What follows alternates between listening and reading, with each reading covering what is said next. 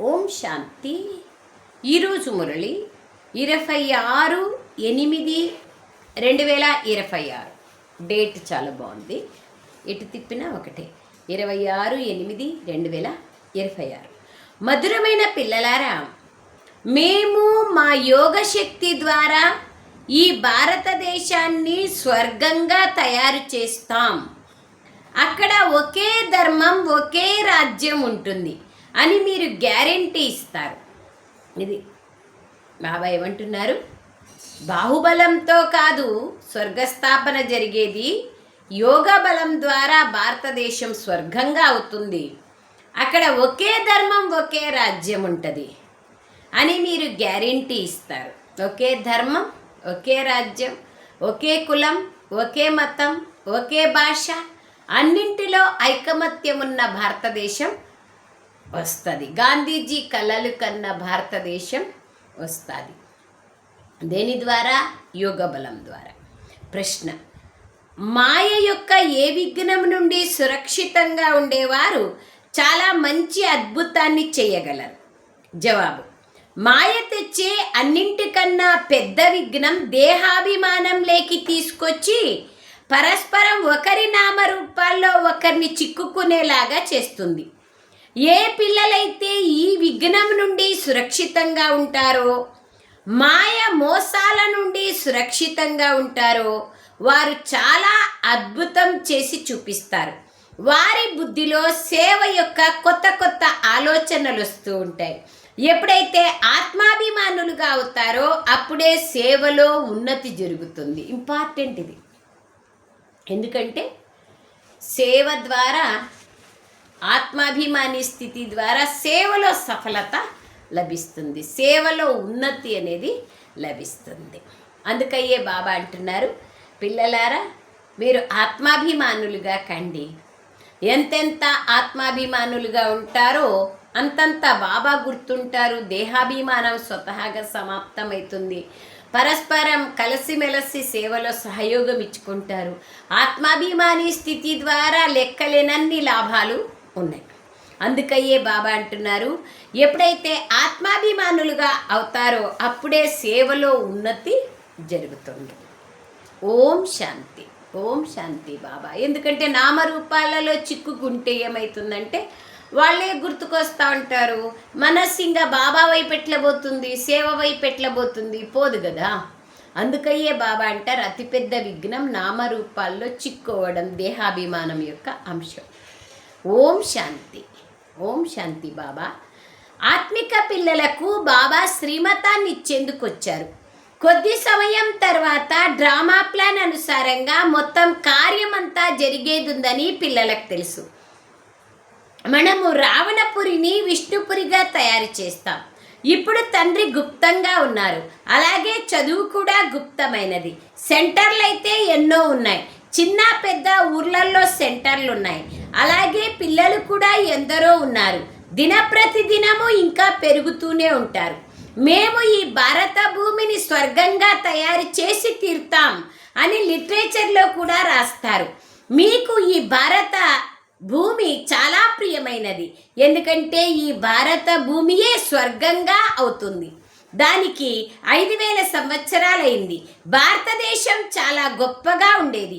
బ్రహ్మముఖ వంశావళి పిల్లలైన మీకే ఈ జ్ఞానం లభిస్తుంది. ఈ భారతదేశంను శ్రీమతం పైన స్వర్గంగా తప్పక తయారు చేస్తాం. అందరికీ దారిని తెలియచేయాలి. ఇంకే గొడవ విషయము లేదు. బాబా అంటారు, ఈ చిత్రాల ద్వారా ఏ విధంగా అడ్వర్టైజ్ చేసినట్లయితే వార్తాపత్రికల్లో కూడా ఈ చిత్రాలను వేయగలరు అని పరస్పరం కూర్చొని చర్చించుకోవాలి. పరస్పరం దీనిపైన సెమినార్ చేయాలి. ఏ విధంగా ఆ గవర్నమెంట్ వారు మనం భారతదేశంని ఏ విధంగా తీర్చిదిద్దాలి చెప్తా ఉన్నారు కదా. 2047 లోపల విశ్వగురువుగా చేయాలి అని అనేక రకాలుగా స్వర్ణాంధ్రప్రదేశ్ అని, స్వర్ణిమ భారతం అని డిఫరెంట్గా కాన్సెప్ట్లు చెప్తున్నారు కదా. స్వతంత్రం వచ్చి 1947లో స్వతంత్రం వచ్చింది. 2047కి కంప్లీట్గా భారతదేశం నంబర్ 1 స్థానంలో ఉండాలా, ఉన్నత శిఖరంలో ఉండాలని ఆశిస్తున్నారు కదా. అదే బాబా అంటున్నారు, చర్చించుకోవాలి, పరస్పరం దీనిపైన సెమినార్ చేయాలి. అర్థమైందా? బాబా యొక్క సేవ అడ్వర్టైజ్ అంటే సోషల్ మీడియా, ప్రింట్ మీడియా, తర్వాత వార్తాపత్రికల్లో, ఫ్లెక్సీల ద్వారా, రకరకాల ద్వారా, ఇప్పుడు నషాముక్తు, రాఖీ, డిఫరెంట్గా ఒక్కొరికి ఆయా సేవా కేంద్రాల ఆయా పరిస్థితులను బట్టి ఆయా సేవలు చేస్తూ ఉండాలి. అందుకయ్యే బాబా అంటున్నారు, భారతదేశం ఎట్లా సెమినార్ చేయండి, అనేక ఆత్మలకి ఎట్లా చెప్పాలి అని సెమినార్ చేయండి. ఏ విధంగా గవర్నమెంట్ వారు మనం భారతదేశంను ఏ విధంగా తీర్చిదిద్దాలి, ఇన్ని మతభేదాలు ఏవైతే ఏర్పడ్డాయో వీటిని పరస్పరం కలిసేలాగా ఎలా చేయాలి, భారతదేశంలో సుఖశాంతుల స్థాపన ఎలా జరగాలి అని పరస్పరం కలుసుకొని చర్చించుకుంటారో అలా మీరు కూడా ఆత్మిక గవర్నమెంటే. ఇది చాలా పెద్ద ఈశ్వరీయ గవర్నమెంట్. పతిత పావనుడైన తండ్రియే పతిత పిల్లలను పావనంగా తయారు చేసి పావన ప్రపంచానికి అధిపతులుగా చేస్తున్నారు. ఈ రహస్యం పిల్లలైన మీకు తెలుసు. ముఖ్యమైనది ఈ భారతదేశ ఆది సనాతన దేవతా ధర్మం. ఇది రుద్రజ్ఞాన యజ్ఞం. రుద్రుడని శివబాబా అని అంటారు. ఇప్పుడు తండ్రి వచ్చి మిమ్మల్ని మేల్కొల్పుతున్నారు. మీరు మళ్ళీ ఇతరులను మేల్కొల్పాలి. డ్రామా ప్లాన్ అనుసారంగా మీరు మేల్కొంటూ ఉంటారు. అది ఇంపార్టెంట్. ఎంత ఎవరు కష్టపడినా కష్టపడాల్సిందే, చేయాల్సిందే. ప్రయత్నం, పురుషార్థం, సాధన తప్పకుండా. మీరు డ్రామానుసారంగా మేల్కొంటారు, వాళ్ళని కూడా డ్రామానుసారంగానే మేల్కొల్పుతారు. ఇప్పటి వరకు ఎవరెవరు ఎటువంటి పురుషార్థం చేశారో అంతే కల్పపూర్వం కూడా చేశారు. మీరు ఆత్మిక యుద్ధం, మీది ఆత్మిక యుద్ధం. ఒక్కోసారి మాయ జోరు పెరుగుతుంది, మరొకసారి ఈశ్వరుని జోరు పెరుగుతుంది. అప్పుడప్పుడు సేవ చాలా తీవ్రంగా వెళ్తుంది. అప్పుడప్పుడు చాలామంది పిల్లలలో మాయ విఘ్నాలు కలుగుతాయి. మాయ పూర్తిగా మూర్ఛితులుగా చేసేస్తుంది. ఇది యుద్ధ మైదానం కదా. మాయ రాముడి సంతానమును మూర్ఛితులుగా చేసేస్తుంది. లవకుశుల కథ కూడా ఉంది కదా. రామునికి ఇద్దరు పిల్లలు చూపించారు, లవుడు, ఖుషి. లవ్, ఖుష్. బాబా అంటారు, లవ్ అంటే ప్రేమ, ఖుష్ అంటే ఖుషి, ఆనందం.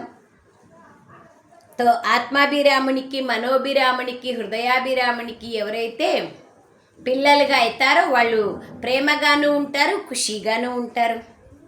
మాయ విఘ్నాలు కలుగుతాయి. ఇద్దరు పిల్లలను చూపించారు. ఇక్కడైతే తండ్రికి ఎంతోమంది పిల్లలు ఉన్నారు. ఈ సమయంలో మనుష్యులందరూ కుంభకర్ణు నిద్రలో నిద్రపోతున్నారు. ఇప్పుడు పరంపిత పరమాత్మ పిల్లలకు వారసత్వాన్ని ఇచ్చేందుకు వచ్చారని కూడా వారికి తెలియదు. తండ్రి భారతదేశంలోనే వస్తారు. ఈ విషయాన్ని పూర్తిగా మర్చిపోయారు. భారతవాసులే స్వర్గాధిపతులుగా ఉండేవారు. ఇందులో అటువంటి అనుమానం ఏమీ లేదు. పరంపిత పరమాత్మ జన్మ కూడా ఇక్కడే జరుగుతుంది. కావుననే శివ జయంతిని భారతదేశంలో జరుపుకుంటారు. బాబా అంటారు, మరి తప్పకుండా వారు వచ్చి ఏదో ఒకటి చేసి ఉంటారు కదా. అందుకే మనము ఇప్పుడు గాంధీజీ జయంతిని జరుపుకుంటున్నామంటే ఆయన ఈ దేశం కోసం ఎంత సాక్రిఫైస్, సమర్పణ భావంతో త్యాగం చేశారు కదా. అట్లాగే భగవంతుని యొక్క జయంతిని జరుపుకుంటున్నామంటే ఆయన వచ్చి ఏమో చేసి ఉంటారు కదా. తప్పకుండా తండ్రి వచ్చి స్వర్గస్థాపనం చేస్తారు. ఇది కూడా బుద్ధిలో ఉంది. ప్రేరణ ద్వారా అయితే స్థాపన చేయరు కదా. ఇక్కడైతే పిల్లలైన మీకు రాజయోగం నేర్పించబడుతుంది, స్మృతి యాత్ర నేర్పించబడుతుంది. ప్రేరణలో ఎటువంటి శబ్దము ఉండదు. శంకరుడు ప్రేరణ ద్వారా వినాశం చేస్తాడని భావిస్తారు, కానీ ఇందులో ప్రేరణ విషయం లేదు. ప్రేరణ చేస్తే అందరినీ సమానంగా చేయాలి కదా, వేరువేరుగా ఎలా చేస్తారు? నంబర్ 1 శంకరుడైతే సూక్ష్మతంలో ఉన్నారు. డ్రామానుసారంగా వినాశమైతే జరగాల్సిందే. మహాభారత యుద్ధంలో ఈ మిజైల్స్ లేదా అణుబాంబులు మొదలైనవి ఉపయోగించబడ్డాయని గాయనముంది. ఏదైతే గడిచిపోయిందో అది మళ్ళీ పునరావృతం అవుతుంది. ఈ యోగ బలం ద్వారా స్వర్గ స్థాపన చేస్తామని, అక్కడ ఒకే ధర్మం ఉంటుందని మీరు గ్యారెంటీ ఇస్తారు. మరి ఇతర ధర్మాలన్నీ ఎక్కడ ఉంటాయి? తప్పకుండా వినాశం అవుతాయి. ఇవి అర్థం చేసుకోవాల్సిన విషయాలు. బ్రహ్మ ద్వారా స్థాపన, విష్ణువు ద్వారా పాలన అనే గాయనం ఉంది. అది సరైనదే, కానీ శంకరుణ్ణి శివునితో కలిపేసినారు. ఇది పొరపాటు. శివశంకర్లని అనేస్తారు, ఎందుకంటే శంకరుడు ఏ పని చేయడు, కావున అతన్ని శివునితో కలిపేశారు. నేనైతే ఎంతో పని చేయాల్సి ఉంటుంది శివబాబా అంటున్నారు. చాలా పని చేస్తారు కదా బాబా. నరకాన్ని స్వర్గంగా చేస్తారు, తమో ప్రధానాత్మలని సత్వప్రధానంగా చేస్తారు. ఎన్ని కార్యాలు చేస్తారు ఆయన. అందరినీ పావనంగా తయారు చేయాల్సి ఉంటుంది.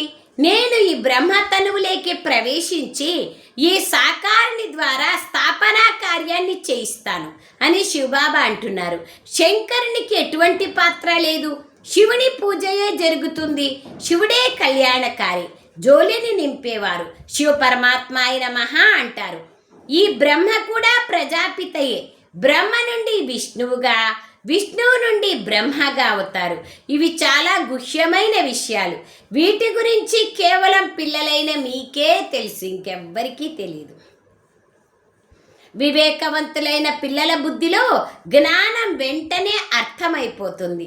పతిత పావనుడైన తండ్రి ఎప్పుడొస్తారు అనేది మనుష్యులకు ఏమాత్రమూ తెలియదు. ఇప్పుడైతే ఇది కలియుగ అంతిమం. కలియుగ అంత్యానికి ఇంకా 40,000 సంవత్సరాలు ఉంది అంటారు. ఇంకా నిద్రపోండి, బాగా ఇంకా టైం ఉందిలే అని పడుకోబెడతారు కుంభకర్ణుని నిద్రలో. మరి ఇంకా ఎంత పతితులుగా అవుతారు? 40,000 సంవత్సరాలు. ఇప్పుడే ఎంతెంత పతిత భ్రష్టాచార పనులు జరుగుతున్నాయి. ఇంకా మాకంటే మీకు బాగా తెలుసు. ఎంత దుఃఖాన్ని సహిస్తారు ఇంకా మనుష్యులు. కలియుగంలో సుఖమైతే ఉండనే ఉండదు. ఏమీ తెలియని కారణంగా పాపం ఘోర అంధకారంలో ఉన్నారు. పిల్లలైన మీరు పరస్పరం కలుసుకొని ఏ విధంగా సేవను పెంచాలి అని చర్చించుకోవాలి. బాబా ప్లాన్లైతే తెలియచేస్తూ ఉంటారు. మళ్ళీ పిల్లలు పరస్పరం కలుసుకోవాలి. చిత్రాలపైన బాగా అర్థం చేయించాలి. డ్రామానుసారంగా ఈ చిత్రాలు కూడా తయారవుతున్నాయి. సమయం ఎంతెంతగా గడిచిపోతుందో అదేవిధంగా డ్రామా కొనసాగుతూ ఉంటుంది. పిల్లల స్థితులు కాసేపు పైకి కాసేపు కిందికి అవుతూ ఉంటాయి, అలజడి లేకొస్తూనే ఉంటాయి. ఇది కొనసాగుతూనే ఉంటుంది. బాబా కూడా సాక్షిగా చూస్తారు. అర్థమైనా? ఎంత బాగా చెప్తాన్నారు చూడండి బాబా. బాబా కూడా సాక్షిగా చూస్తారు. ఏం చేస్తారు? ఆయనకు తెలుసు భవిష్యత్ ఏమని. అప్పుడప్పుడు పిల్లలపైన గ్రహచారం కూర్చుంటుంది, కావున దాన్ని తొలగించేందుకు ప్రయత్నం చేయిస్తారు. బాబా గడియ తండ్రిని స్మృతి చేయండి అని చెప్తూ ఉంటారు. కానీ దేహాభిమానం లేకొచ్చేస్తారు, కావుననే ఎదురు దెబ్బలు తింటారు. ఇందులో ఆత్మాభిమానులుగా అవ్వాల్సి ఉంటుంది, కానీ పిల్లలలో దేహాభిమానం చాలా ఉంది. మీరు ఆత్మాభిమానులుగా అయినట్లయితే తండ్రి స్మృతి ఉంటుంది, మరియు సేవ ఉన్నతి కూడా జరుగుతూ ఉంటుంది. బాబాని స్మృతి చేస్తే అన్ని లాభాలే, లెక్కలేనన్ని లాభాలు. నిన్న మురళిలో మొన్న మురళిలో బాబా ఎంత స్పష్టంగా చెప్పారు. బాబాని స్మృతి చేస్తే మనకు కలిగే లాభాలు ఏమేమి. సేవలో ఉన్నతి కూడా జరుగుతూ ఉంటుంది. ఎవరైతే ఉన్నత పదవిని పొందాల్సి ఉంటుందో వారు ఎల్లప్పుడూ సేవలో నిమగ్నమై ఉంటారు. అందుకే బాబా అంటున్నారు, బాబా గడియ తండ్రిని స్మృతి చెయ్యండి అని చెప్తూ ఉంటారు. పిల్లలపైన గ్రహచారం కూర్చుంటుంది, దాన్ని తొలగించుకునేందుకు ప్రయత్నం చేయాలి. ఆత్మాభిమానిగా కావాలి, కానీ పిల్లల్లో దేహాభిమానం ఉంది. ఆత్మాభిమానులుగా అయినట్లయితే తండ్రి స్మృతి ఉంటుంది, సేవ ఉన్నతి జరుగుతుంది. ఎవరైతే ఉన్నత పదవిని పొందాల్సి ఉంటుందో వారు ఎల్లప్పుడూ సేవలో నిమగ్నమై ఉంటారు. అనేక ప్రకారాల సేవ, తనుమను ధనాలతో, సమయ సంకల్ప శ్వాసలతో, మనసావాచ కర్మణ, ఎవరికి ఏది చేతనైతే దాంట్లో మనం సహయోగిగా కావాలా. మనం చేసేదే రైట్ కాదు, అది ఎవరికి అనుకూలం ఎట్లా ఉంటే అట్లా చేస్తూ పోతూ ఉంటారు. సేవలో నిమగ్నమై ఉండాలి. భాగ్యంలో లేకపోతే పురుషార్థం కూడా చెయ్యరు. బాబా మాకు ధారణ జరగడం లేదు, బుద్ధిలో కూర్చోవడం లేదు అని స్వయం అంటారు. ధారణ జరగకపోతే సంతోషం కూడా ఉండదు. ఎవరికైనా ధారణ జరిగితే ఆ సంతోషం కూడా ఉంటుంది. శివబాబా వచ్చారు అని భావిస్తారు. పిల్లలు, మీరు బాగా అర్థం చేసుకొని మళ్ళీ ఇతరులకి కూడా అర్థం చేయించండి అని బాబా చెప్తున్నారు. కొందరైతే సేవలో నిమగ్నమైపోతారు, పురుషార్థం చేస్తూ ఉంటారు. ఏ క్షణమైతే గడిచిందో అది డ్రామా రచింపబడి ఉంది. మళ్ళీ అది అదే విధంగా పునరావృత్తి అవుతుంది. ఇది పిల్లలకు తెలుసు. బయట భాషణం చేసే సమయంలో అనేక రకాలైన మనుష్యులు వస్తారు. అన్ని వేదశాస్త్రాలు, గీత, ఉపనిషత్తులు చదివిన వాళ్ళు కూడా ఉంటారు. మొదలైనవి ఏవైతే ఉందో వాళ్ళ భాషణం చేస్తారని పిల్లలైన మీకు తెలుసు. వాళ్ళు దానిపైనే చెప్తారు కదా, ఒక శ్లోకం తీసుకొని దాని గురించి వివరిస్తూ పోతారు. ఇక్కడ ఈశ్వరుడే స్వయం తన మరియు ఈ రచనల యొక్క ఆది మధ్యాంత రహస్యాన్ని అర్థం చేయిస్తున్నారని వారికి తెలియదు. పరమాత్మ ఎవరు అన్నది చిత్రాలలో ఎంత బాగా చూపించారు. ఈ విషయాలను ప్రొజెక్టర్ల పైన అర్థం చేయించలేరు. ప్రదర్శనలో చిత్రాలు కూడా ముందున్నాయి. లెక్కలేనన్ని పిక్చర్లు, లెక్కలేనన్ని వర్గాలు వచ్చాయి. 20 వర్గాలు. మళ్ళీ ఈ సంవత్సరంలో ఇంకా 5-6 వర్గాలను విభజించడం జరిగింది. అనేక వర్గాల సేవ అనేది జరుగుతోంది కదా. చిత్రాలు తయారు చేయబడ్డాయి. అన్నింటికంటే ముఖ్యమైన చిత్రాలు బాబా నిన్నటి రోజున కూడా చెప్పారు, ఇవాళ కూడా చెప్పారు, అదే పనిగా చెప్తున్నారు. త్రిమూర్తి శివ చిత్రము, తర్వాత నిచ్చెన చిత్రము, కల్పవృక్షం చిత్రము, మళ్ళీ సృష్టి చక్రం యొక్క చిత్రము చాలా మంచిగా ఉన్నాయి. ప్రతి ఇళ్లల్లోనూ ఇవి ఉండాలి. దీన్ని సృష్టి చక్రం ముందుకెళ్ళి ఆలోచన చేస్తూ ఉంటే అదంతకదే మీరు చెప్పగలుగుతారు. మ్యూజియం మొదలైన వాటిల్లోకి వెళ్ళి చెప్పేది నేర్చుకోండి. ఎన్ని విషయాలు బాబా నిన్నటి రోజున చెప్పారు, అదే బాబా ఇప్పుడు కూడా అంటున్నారు. బాబా అంటున్నారు, ఈ విషయాలను ప్రొజెక్టర్ల పైన అర్థం చేయించలేరు. ప్రదర్శనలో చిత్రాలు కూడా ముందున్నాయి. మీరు అర్థం చేయించి గీతా భగవంతుడు ఎవరు అని అడగచ్చు. జ్ఞాన సాగరుడు ఎవరు, పవిత్రత సుఖశాంతుల సాగరుడు, ముక్తి ప్రదాత, మార్గదర్శకుడు ఎవరు అని అడగండి. కృష్ణుని గురించి ఇలా అనలేరు.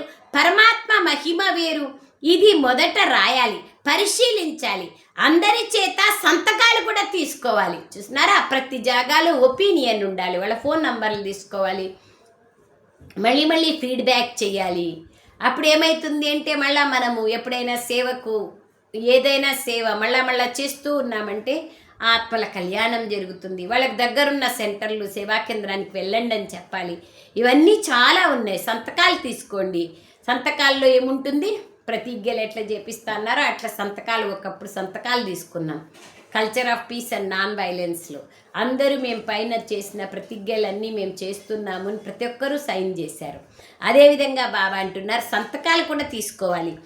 హాల్లో ఆ టైంలో బాబా మురళి నడిపించే టైంలో హాల్లో పిచ్చుకలు పోట్లాడుతున్నాయి.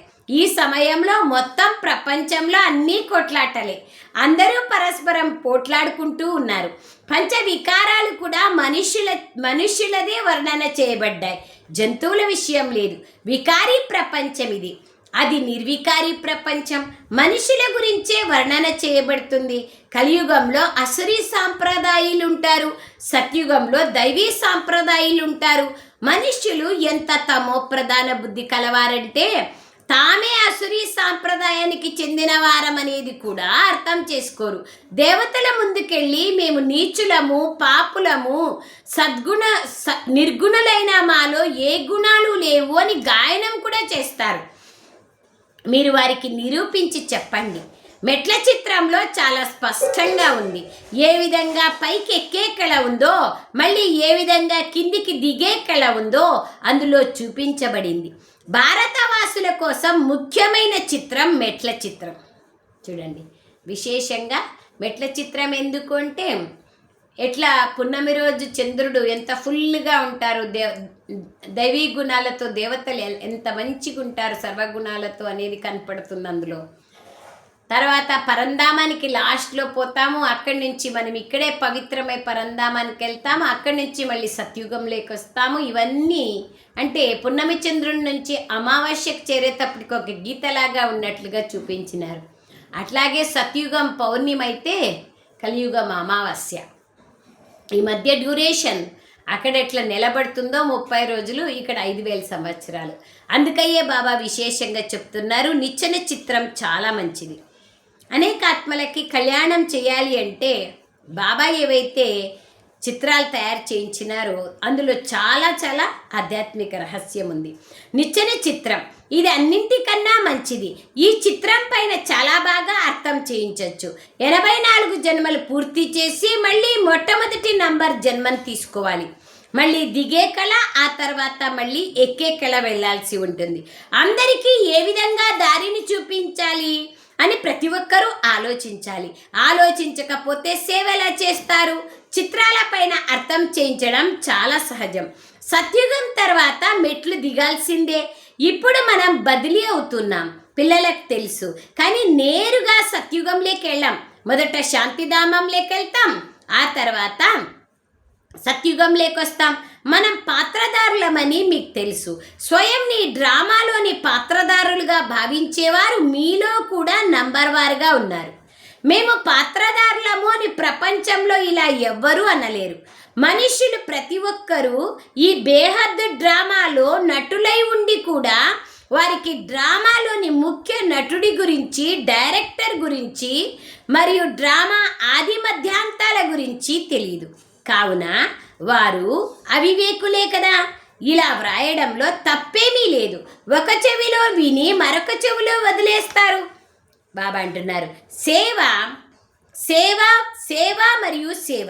పిల్లలపైన అప్పుడప్పుడు గ్రహచారం కూడా కూర్చుంటుందని బాబాకు తెలుసు. ఎప్పుడైతే గ్రహచారం కూర్చుంటుందో అప్పుడు ఎంత నష్టం జరుగుతుందో బాబాకే తెలుసు. షావుకారులు పేదవారిగా అయిపోతారు. కారణమైతే ఉంటుంది కదా. పిల్లలు నామరూపాల్లో ఎప్పుడూ చిక్కుకోకూడదు. లేకపోతే మాయ ముక్కు పట్టుకొని గుంతలో పడేస్తుంది. మాయ చాలా మోసగించేస్తుంది. ప్రేయసీ ప్రియులుగా ఇక్కడ అవ్వకూడదని బాబా ఎంతో మందికి చెప్తూ ఉంటారు కూడా. ప్రేయసీ ప్రియులు అలా వికారాల కోసం అవ్వరు. వారు ఒకరి రూపం పైన ఒకరు బలిహారం అవుతారు. సెంటర్ల వద్ద కూడా ఇటువంటి మాయ విఘ్నాలు ఎన్నో వస్తాయని మీకు తెలుసు. పరస్పరం ఒకరి నామరూపాల్లో ఒకరు చిక్కుకుంటారు. మాయ ఎంత ప్రబలమైనదంటే మాత మరొక మాత నామరూపాల్లో, అలాగే కన్య మరొక కన్య నామరూపాల్లో కూడా చిక్కుకుపోతుంది. పురుషార్థం చేస్తూ కూడా మాయ అకస్మాత్తుగా పట్టేసుకుంటుంది. కావుననే బాబా పిల్లలు మాయ బంధించేందుకు ఎంతగానో ప్రయత్నిస్తుంది. కానీ మీరు చిక్కుకపోకూడదు అని బాబా అప్రమత్తం చేస్తారు. మీరు దేహాభిమానంలోకి రాకూడదు. స్వయాన్ని ఆత్మగా భావిస్తూ తండ్రిని స్మృతి చేయాలి. మాయ మోసాల నుండి రక్షింపబడాలి. పిల్లలైన మిమ్మల్ని బాబా పుష్పాలుగా తయారు చేసేందుకు వచ్చారు. మీకు ఏ విషయంలోనూ సంశయం కలగకూడదు. డ్రామా పైన వెంట్రుకంతా కూడా సంశయం ఎట్టి పరిస్థితుల్లోనూ ఉండకూడదు. ఏది జరుగుతూ ఉందో అది యాక్యురేట్గా జరుగుతూ ఉంది. ఎందుకు డ్రామాలో నా పార్ట్ ఇంతే ఉంది, ఇది ఎందుకు ఇట్లా జరుగుతూ ఉంది, వీళ్ళెందుకు ఇట్లా చేస్తారు? డ్రామా యొక్క పాత్రలో నటుని యొక్క పాత్ర అది ఫిక్స్ అయి ఉంది. మీ హృదయంలోకి సంశయం వస్తే సేవను బాగా చేయలేరు.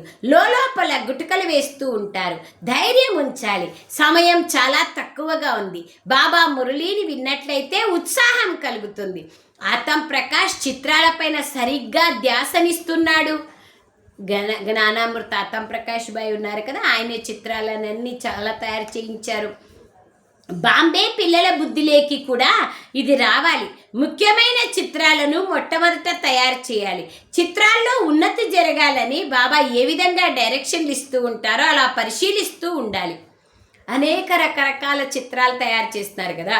ఒక కాలంలో పేపర్తో తయారు చేస్తూ ఉండ్రి, ఇప్పుడు ఆయిల్ ప్రింటింగ్ అయిపోయింది.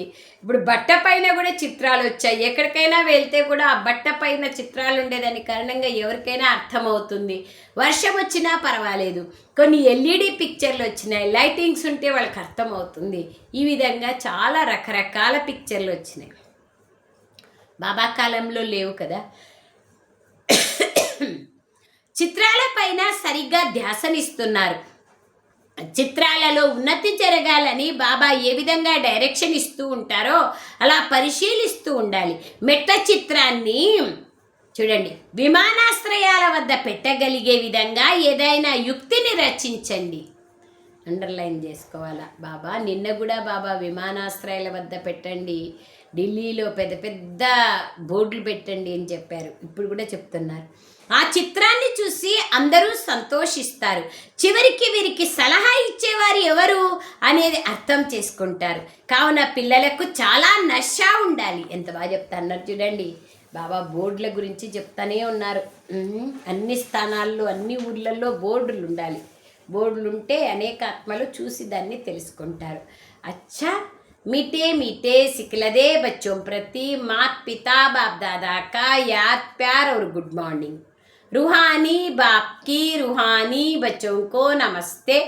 हम रूहानी बच्चों की रूहानी मात पिता बाप दादा को याद प्यार गुड मॉर्निंग और नमस्ते नमस्ते नमस्ते बाबा नमस्ते. ధన్యవాదాలు బాబా, ధన్యవాదాలు. సారాంశం. పిల్లలైన మీరు యుద్ధ మైదానంలో ఉన్నారు. మాయా రావణునితో మీ యుద్ధం జరుగుతోంది. మాయ చాలా విఘ్నాలను కలిగిస్తుంది. పిల్లలు చాలా అప్రమత్తంగా ఉండాలి, హెచ్చరికగా ఉండాలి. ప్రతి ఒక్కరూ తమ ఉన్నతి కోసం ఆలోచించాలి. ఇంపార్టెంట్ అది. స్వ ఉన్నతి జరిగితే ఆటోమేటిక్గా సేవలో ఉన్నతి కూడా జరుగుతుంది. సేవలో అనేక రకాలైన విఘ్నాలు వచ్చినప్పుడు స్వ ఉన్నతి లేదంటే మాయ భిన్న భిన్న రూపాల్లో వస్తే బాబా నుంచి దూరం అయిపోతాం కదా. అది బాబా అంటున్నారు. సేవ కోసం బాబా అంటున్నారు ప్రతి ఒక్కరూ స్వ ఉన్నతి కోసం ఆలోచించాలి. చిత్రాలపైన ఏ విధంగా అర్థం చేయించాలి, సేవని ఏ విధంగా పెంచాలి, చిత్రాల్లో కూడా ఏం చేసినట్లయితే మనుషులు సహజంగా అర్థం చేసుకుంటారు అనేది ఆలోచించాలి. చూడండి ఎంత బాగా మ్యూజియంకి వస్తూనే ఉంటారు, ఎంతో వందలాది మంది వస్తారు. వాళ్ళందరికీ బాబా సందేశం ఇచ్చేది మన పని కదా. సో కాబట్టి ఎంత వీలైతే అంత ఎక్కడెక్కడ మ్యూజియంలు ఉన్నాయో అక్కడక్కడికంతా వెళ్ళి బాబా యొక్క సేవను, ఎక్కడ ఏ సేవా కేంద్రంలో ఏ సేవలు ఉన్నాయో ఆ సేవలు చేస్తూ ఉంటే దాని ద్వారా కళ్యాణం ఉంది. వరదానం.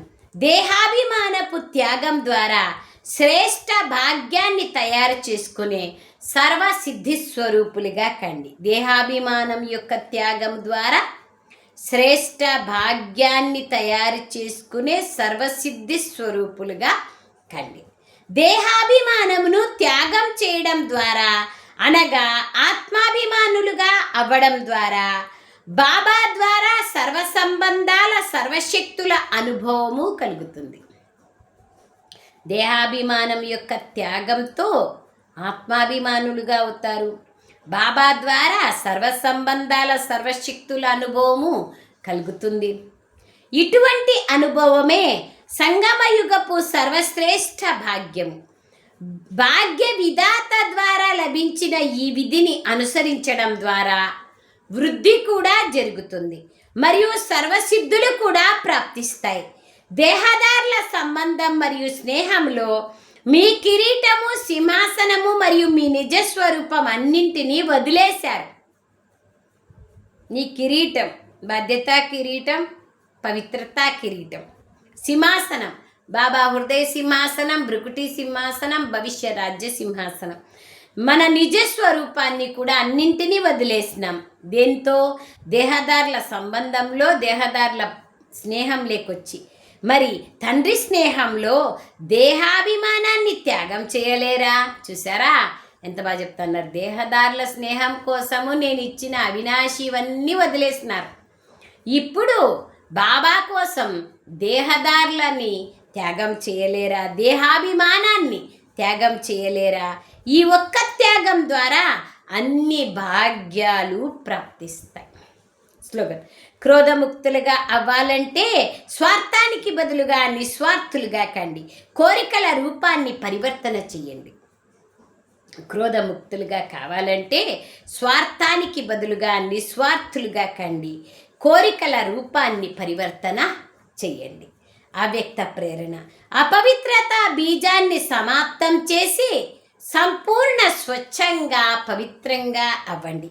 పవిత్రత ద్వారా మేము ప్రకృతిని కూడా పావనంగా చేస్తాం అని బాబాతో పాటు మీరందరూ కూడా సేవా బాధ్యతను స్వీకరించారు.